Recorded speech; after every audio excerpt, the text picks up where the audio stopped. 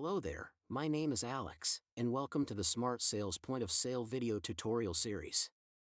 In this video, I'll be showing you how to view the daily sale totals report. Let's get started.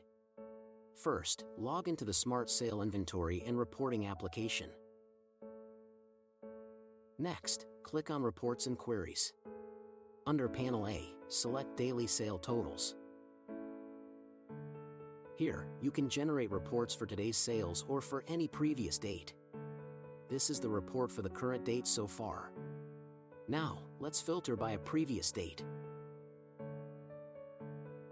You will see all available dates within the selected range.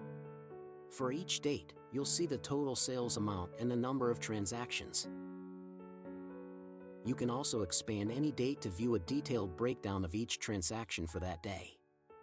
If needed, this report can be exported.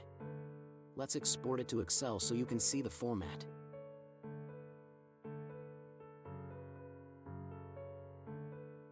And that's it, you now know how to generate and export the daily sale totals report.